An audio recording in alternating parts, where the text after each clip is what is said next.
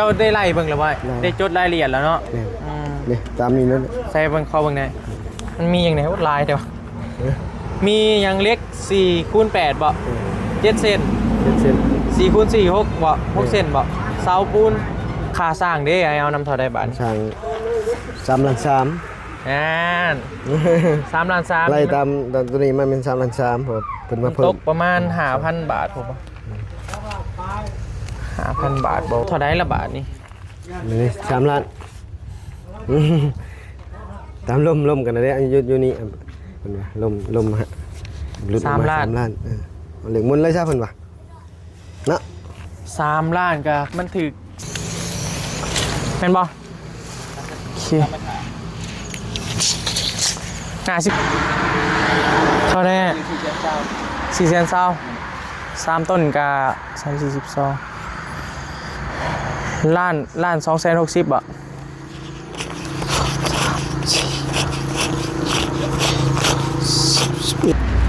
อย่าลืมได้เขาบอกกันแนวใดน่ะลืมเลยโอ้ยเนาะ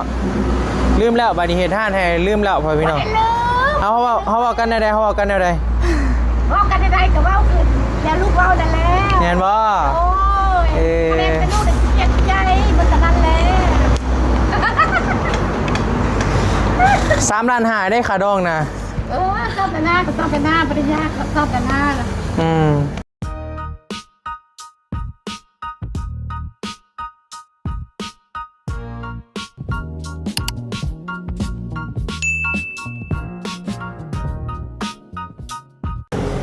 สบายดีเด้อโดยกากินี่เขาได้สรุปไปแล้วเขาก็คิดไล่เบิ่งเงินเขาก็เหลือ17 กว่าล้านพุ่นนะมันก็น่าจะเพียงพอในการที่จะเฮ็ดอันนี้เดี๋ยวสิมาให้อ้ายคิดไล่เบิ่งว่ามันเบิดเท่าใดเลยก็ค่าสร้างเลยก็อุปกรณ์ในการซื้อแหละเขาควรซื้อหยังแน่มาประมาณนี้เดี๋ยวให้พอตู้เพิ่นมาเบิ่งเพิ่นพี่น้องเพราะว่ามันเป็นดินเด้มันเอาออกมาประมาณเท่าไหร่ก็พอ2 เมตร 50โดยใบโอ้มันนี้ร่มนี่มันออกมาอีก80แล้วมันมีใบกางโกบออกมาอีกเนาะโดยหมักแบบกางโกบเนาะโอเคปรุงวะบ่ปรุงก็ได้ถ้าปรุงก็ได้มันได้เข้าใจฮะใส่ค่าน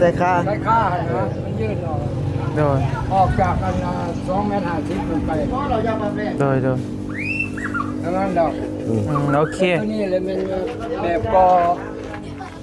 อแบบคือกอผ้าเท้าแต่บ่ได้ใช้คานใส่เล็กไม่ใช่เอาดินลงต่ำแบบนั้นนะทีเลยลาดเลยลาดเลยบกไปเลยคำนวณนั่นก็บ่ได้สูงนะเอาขึ้นกันโอเคเดียวแต่มันจะเนินแบบเก่ามันนี่เพราะว่าเอาขึ้นลงมันสบายโดยโอเคมีจะเอาออกมาสำนี่เราเนาะดินนี่ฮอดนี่เราเนาะฮอดหัวนี่บ่หัวนี่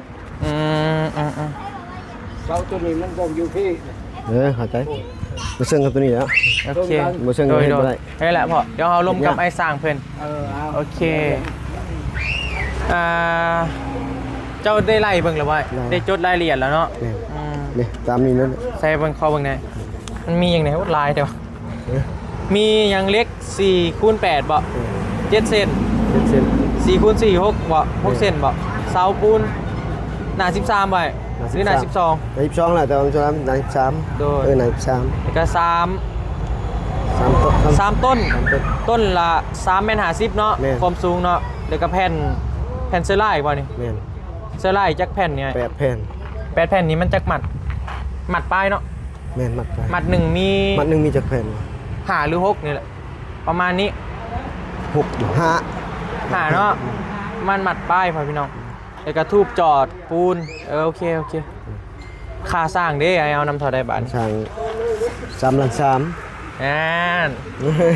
ล้าน 3ไล่ตามตัวนี้มันเป็น3 ล้าน 3ผมเพิ่นมาเพิ่มตกประมาณ 5,000 บาทผมว่า 5,000 บาทบอกว่าบ่แม่เลย ประมาณ5,000 บาทเลย เพราะว่า11,000อ่ะ6 ล้าน6 แสนปลายหน่อยหนึงรุดเท่าไดละบาทนี่ นี่3 ล้านตามล่มกันนะเด้อยู่นี่เพิ่นว่า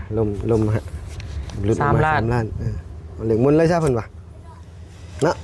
3 ล้านก็มันถึก 4,500พ่อพี่น้องประมาณ 4,500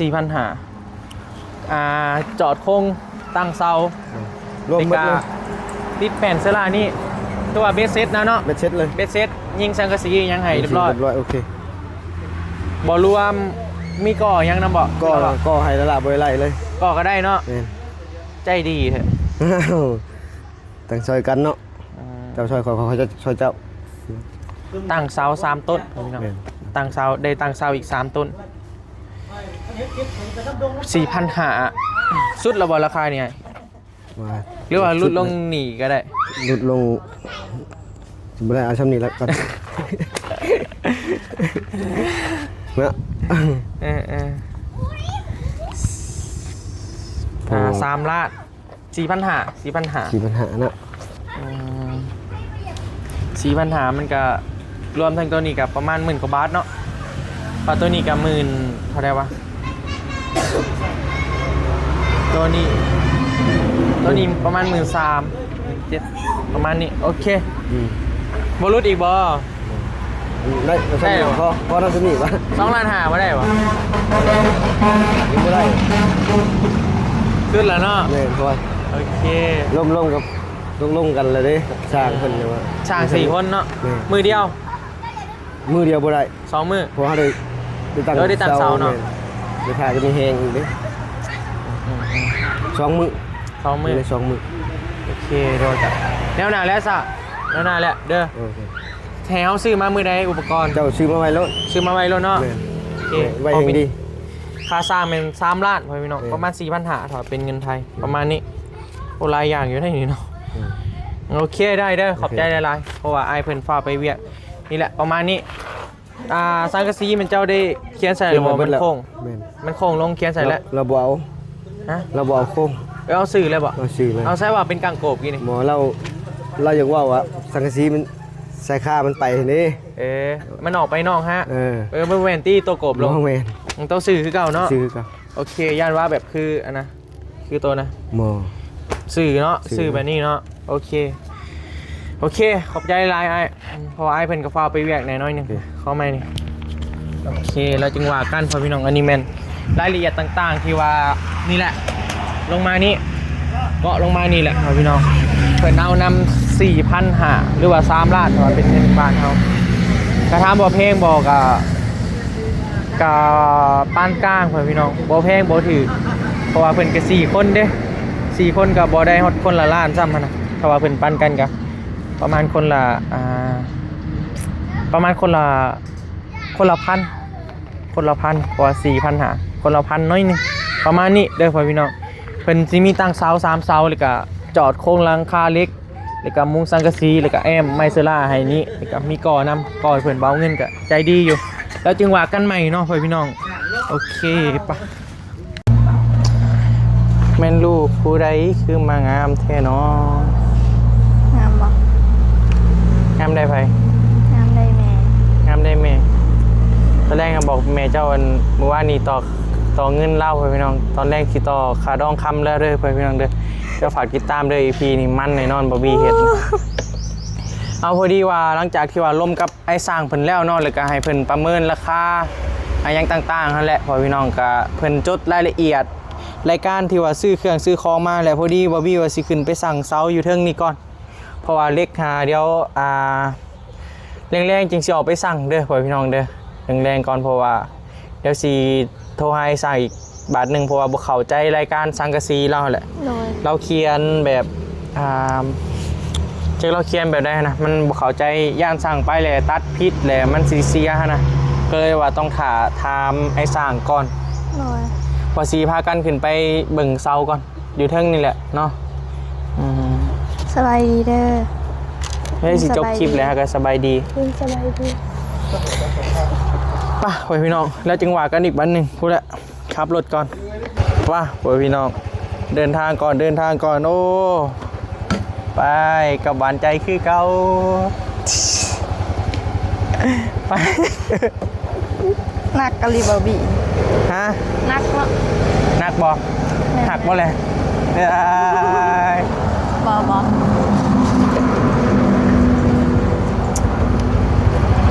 ไปกำลังสิขึ้นไปเบิ่งนี่แหละว่าพี่น้องสิเอาเสาหน้า12เอาเสาน้อยเพราะว่ามันทางหน้าดิมันต้องเอาเสาน้อยเพราะมันจึงงามตอนแรกว่าน้องโบหาหมักเล็กแต่ว่าเล็กหายามันเข้าขี้เมี่ยงละโดนๆไป โดย เลยอีกเอาเสาดินในเพิ่นเลยพ่อพี่น้องเพราะว่ามันคุณภาพมันจึงทนกว่าเสาเล็กกันแหละพ่อพี่น้องเสาปูนแหละมันทนเลยนะดินกับดินเด้แต่ว่าเอาเล็กกับดินแล้วมันอยากเข้าเมี่ยงแหละมันแล้วมันสีเสียแหละมันสีดอกว่าง่ายๆกันไปกะหนทางขึ้นไปนี่กะบ่ใกล้พ่อพี่น้องแป๊บเดียวก็ฮอดแล้วเป็นน่าจะมาส่งอยู่ที่เนาะมาส่งโบน่าจะมาส่งอยู่ ใกล้ๆเนาะ แม่น เพราะว่ามันใกล้ๆหนึ่งนะพ่อพี่น้องเพิ่นคือสิมาส่งให้อยู่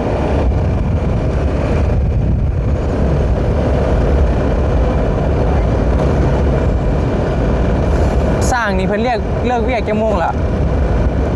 โมโหเด้ ฮะ คนเขากะเดิกได้บอก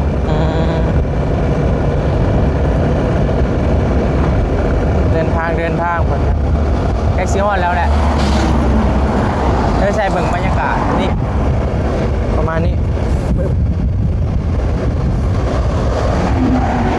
นี่ตอนนี้แม่นฮอดแล้วพี่น้องฮอดทานคลายเซาแล้วเดี๋ยวขอไปหาเจ้าของเหมือนก่อนได้บ่ประมาณนี้แหละว้ายโอเคตัวนี้บ่จักโบ ทำเพิ่นเบิ่ง 3 เมตร50หนาชื่อเซาเนี่ยหนา12เอายาว3 เมตร50ตัวใดโดยตัวนี้เปลืองผักพาไปเบิ่งแน่เป็นว่าอยู่ฝากทางนั้นไปพี่น้อง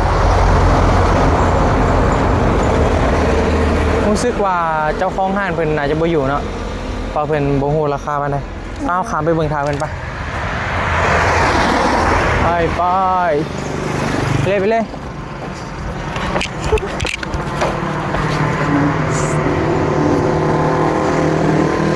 ตัวไหนวะหนา12ตัวนี้หนา15ขักลีเนาะ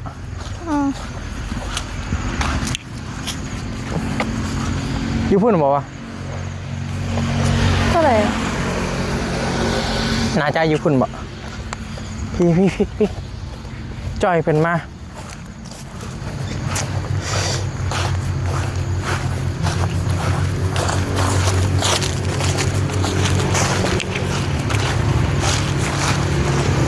นี่เหรอ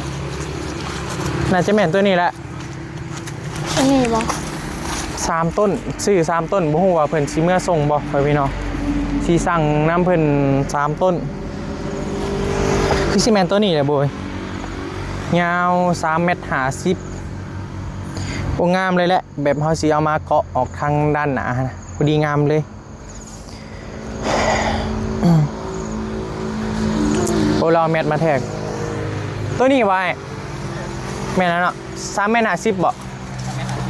สิแม่นเนาะลองแมทแทกมันก็ได้ต้นเท่าไหร่440เป็นบ่โอเคหนา12เนาะหนา13เป็นหนา13เป็นหนา13ลื่นกันหน่อยนึงพอดีละรุดได้เท่าใดเขาอยากได้3 ต้นหนึ่งได้เลยส่งใกล้ๆนี้วางเขามาซื้อน้ำเจ้าตอนนั้นแหละ440,000บ่ต้นละ440,000เลยเนาะ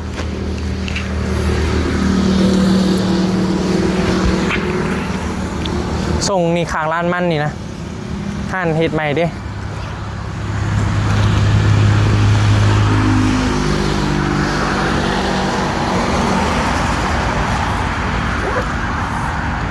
3 4 12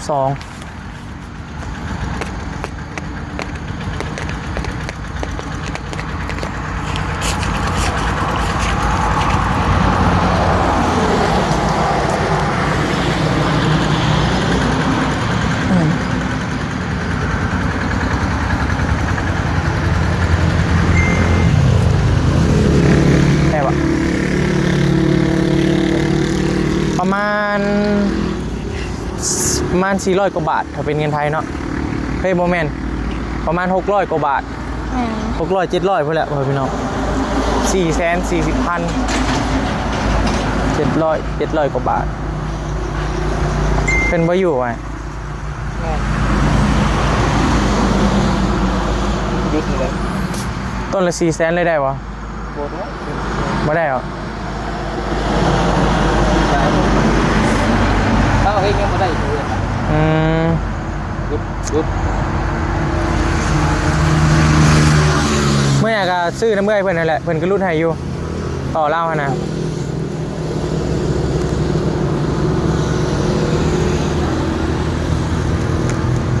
ได้บ่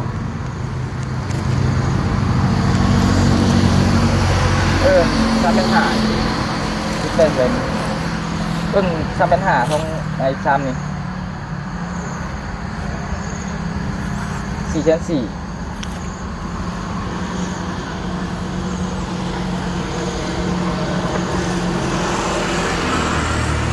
เหลือมา7แล้ว3ต้น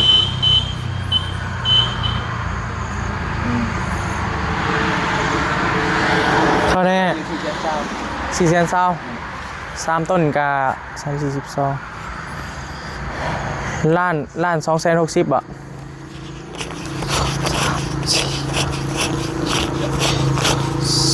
11 12 13ล้าน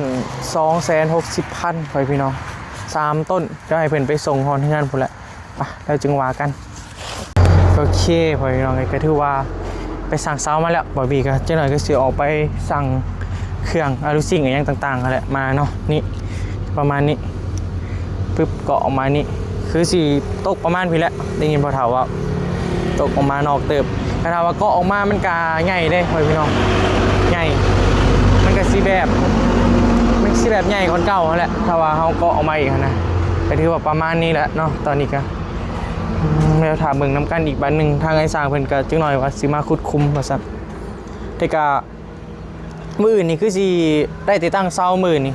เพราะต้องถ่าเสาแห้งยันมื้อต่อไปพุ่นแหละจึงสิได้ขึ้นโค้งอะไรอย่างต่างๆนะ2 มื้อเพิ่นว่ามื้อนี่ตั้งเสาไว้แล้วก็มื้อต่อไปแม่นจึงขึ้นโค้งเนาะสำหรับอารูซิ่งเฮาก็บางทีก็มื้อจึงไปสั่งก็ได้เนาะล่ะเนาะ โดย เพราะว่ามื้อยังบ่ได้เฮ็ดเด้ต้องถ่าปูนแห้งก่อน แม่ เพราะว่ากำลังตั้งเสาหั่นนะแล้วถ้าอ้ายเพิ่นมาอีกจึงถามเพิ่นอีกบันหนึงเพราะว่าเพิ่นเขียนแนวนี้เชื่อว่าจะเก็บไว้เด้อนี่เพิ่นเขียนบ่เข้าใจตัวนี้นะโทรหาเพิ่นก็บ่ติดซับไปเวียกอารูซิ่ง350 7 แผ่น1 แผ่น 1 แมตต์อย่างประมาณนี้แต่มันบ่เข้าใจตัวนี้แล้วพ่อพี่น้องเพราะว่าย่านไปซื้อไปตัดเลยย่านมันผิดพลาดนะก็เลยว่ายังบ่ฟ้าวปานใดแต่จึงว่ากันพ่อพี่น้องเพราะว่าเฮาซื้อมาก็ยังบ่ทันเฮ็ดเลยนะมื้ออื่นสมมุติเฮาไปสั่งมามื้ออื่นแล้วก็สั่งมามื้ออื่นแล้วมื้อต่อมาก็ได้เฮ็ดเลยก็โอเคการรักษายังเฮาก็มันจึงง่ายเด้ประมาณนี้แหละเนาะแล้วจึงว่ากันใหม่พ่อพี่น้องจะหน่อยเช้าเพิ่นมาส่งจ่ายเงินเพิ่นไปแล้วกินนี่1,260,000ซื้อเสา3 ต้นก็ประมาณเป็นเงินไทยก็2,000 บาทเนาะประมาณนี้ประมาณ 2,000 โอเคไปเดี๋ยวไปเบิ่งทางหน้าเพิ่นกำลังพากันเฮ็ดหยังอยู่โอเคคุณน่ะโอ้ยแยงเบิดมือแล้วเนาะ แม่ปวดมือแล้ว บ่ไปใส่เลย บ่พอใจ แยงห้าน แย่งห้านนั่งเบิ่งแล้วโอ้ยพอใจเลย พอใจแล้วบัดนี้เนาะ โดย ตะกี้ปลุกใจยันบ่ได้มุ่งแม่นบ่ ใจไม่ได้งงแล้วเดี๋ยวนี้ก็ บัดนี้พอใจแล้วแม่นบ่ พอใจแล้ว ได้กว่านี้แฮงสาธุแล้วเนาะ โอ้ได้คุณนี่ให้สาธุ ได้เดี๋ยวเอ้ย พอใจเลยเนาะบัดนี้เนาะ โอ้ยพอใจแล้ว ฮ้อนไปสั่งเซามากินนี่ เอาได้ไป หน้า12 เออ เอาใหญ่มันบ่งามเสาหน่ะเสานี่เลยใหญ่เลยงามเสานี่มันอันแห้งใหญ่มันแห้งแห้งแหละงามเนาะสร้างนี่เห็นเนาะอย่าลืมได้เขาบอกกันแนวใดน่ะลืมเลยโอ้ยเนาะลืมแล้วบาดีเหตุท่านให้ลืมแล้วพ่อพี่น้องเอาเขาบอกกันแนวใดเขาบอกกันแนวใด ว่ากันได้กับว่าคือแล้วลูกว่านั่นแล้ว เห็นบ่ โอ้ยแม่เป็นลูกเด็กเจ็บใจมันจะนั่นแหละ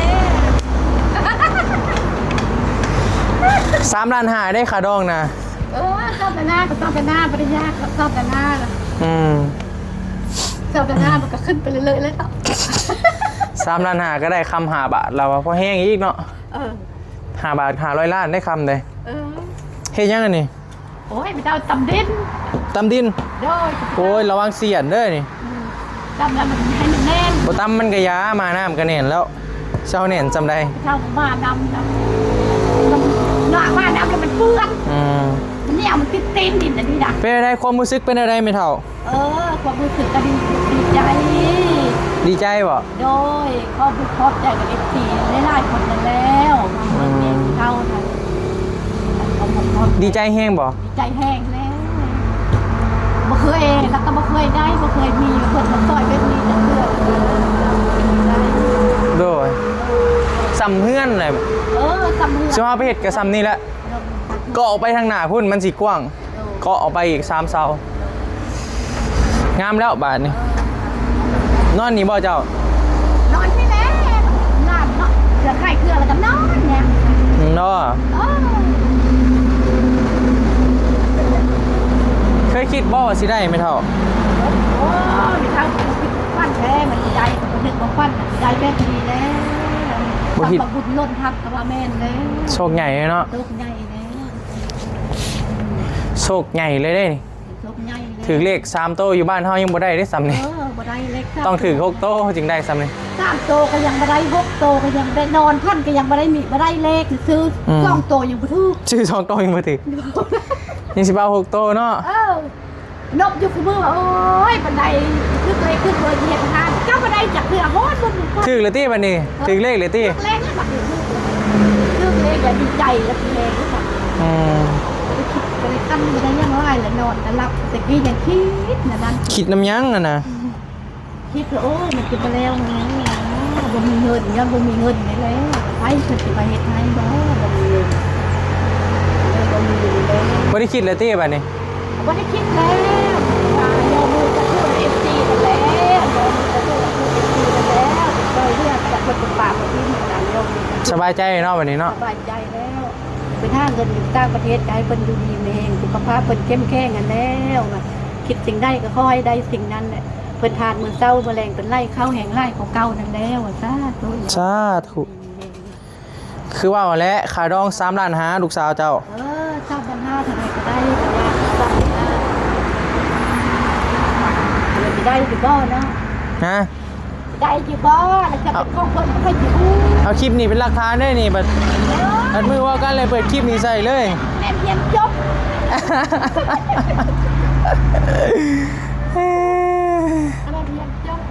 ใครได้เท่าไรมือนี่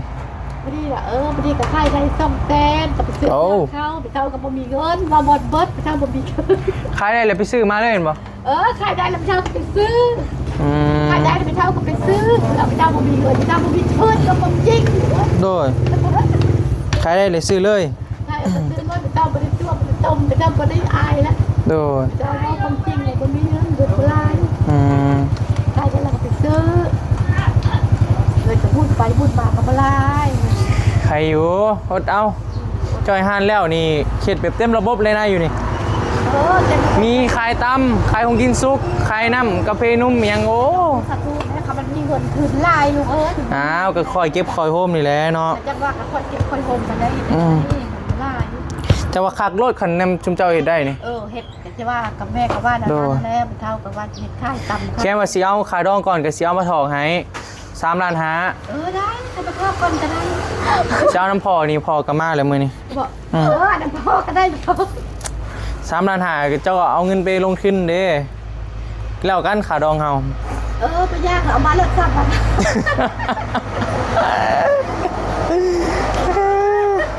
บ่นอน5,000 บาทได้เนาะประมาณ 5,000บ่ประมาณนี้แหละ 5,000 บาทซับมัน อ้าวเนาะเอายังหลายคนเฮาหักกันถี่ใจเนาะ โดยครับกันจิตใจแล้ว ใจหลายกับมันใจกินบ่ได้ได้เราอะ โอ้ยแห้งอีก เรื่องครับกัน อืม ไปซอกไปหน้ามันทักใดดอก เนาะ คนเอากลับมาได้ด้วยกับเขาพอดน้องแม่มา โดย มันถ้าเขาตายใหญ่มาแล้วไปห้าเจ้าไปห้า โดย เอาจะมาบุญเฮามันได้น้อยได้ได้ โดย ก็คือว่าแล้ว3ล้าน5สิให้พ่อแต่งให้เลยนี่ มันแต่งสร้างกันห้าผมบอก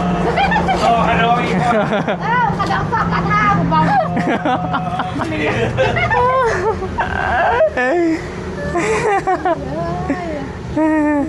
พอหยอกเด้อเมตู้เด้ออยากให้เขาได้ โอ้ยไม่ได้ให้ดอกไม่เท่ากับยอกคือกัน บ่หยอกก็บ่ได้เสียงบ่มีเสียงหัว ผมมีเสียงหัว มาพี่ มาแต่โรงเรียนเหรอเนาะ โดยมันต้อง อื หัวแม่ มนี่นางข้ามไม่เท่านี่มาโอเค อยากคือตุ้ย น้ำคิงหอยพี่น้องมาจากโรงเรียนบ่สบายดี สบายดีมาลุงไหม เอน้ำคิงหอยพี่น้องโอ้ยเห็นมือคืนนี่แหละกระบาบหอยพี่น้องไม่ตู้ก็ให้น้ำอีกมือคืนนี่กันเนาะ เข้าไปได้ไหมเข้าไปได้ไหม น้ำคิงไม่ได้ให้บ่ อดน้ำตา กันน้ำตา กันน้ำตา มันฝากมันฝากไว้อยู่จัง มึงจักว่าวเนาะ เฮาสำนี้มึงรู้ไม่ใช่ โอ้ว่าวบักคักๆนึงมือคืนนี่นะจนงงว่ามันแม่นเด็กน้อยอันหะจักปีก็ ถ้ากะ6 ปี มันแม่นเด็กน้อย6 ปีอยู่บ่คำว่าวะไปเบิ่งเด้อในคลิปในเตียงเด้อเป้าคักว่าวนี่อะไรป้าตัว วันที่วันเดือน10 เดือน11 เดือน11ประมาณเต็ม7 ปี โดเศร้าเลยเด้เนาะ ก็ที่เขาแม่เดือน11 ตาเพิ่นเศร้าเลยเนาะ เสาแก้วยาเสากินยาขม กินยายังก็ กินยาโตถ่านหมอหมูค่ะ กินยาบ่ ผม แต่มันคือยังเป็นย่อยลงมาอยู่ ยังเป็นอยู่ในเป็น ชิบ่เป็นเลยบ่ เป็น มันยังบอกตามไป กินยาคมแซ่บบ่กินยาคม แซ่บ แซ่บ มันบ่ได้ขมมันหวาน อืม กินแบบเดียวอึกน้ำเลย กระบาบอยู่พ่อพี่น้องเห็นอะไรเนาะคิงเนาะยังบ่ฮู้ดอกฮู้แล้วบ่ฮู้เรื่องอยู่บ่ฮู้เรื่องอยู่บ่วะเรื่องนั่นแหละบ่ฮู้ดอกเนาะ พูดแล้วแม่ก็พูดแล้วมึนตึ๊บแล้ว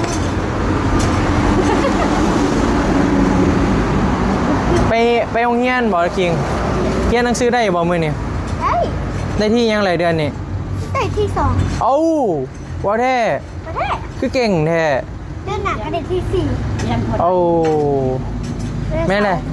ตั้งใจเรียนอยู่เพิ่นนี่ เศร้าพลังมาส่งละ ตอนไหนได้ที่3 โอ้มาไวอีเว้ย เอาอย่างวะ โอ้ไวมาแล้วพ่อพี่น้องโอ้เสามาส่งแล้วเรียบร้อยแล้วป่ะพ่อพี่น้องเลยจังหวะกันคือว่าเขาไปสร้างเสากับไม้เรียบร้อยแล้วนี่3 ต้นรวดเร็วทันใจเพิ่นกะสั่งปึ๊บมาปั๊บเลยพ่อพี่น้อง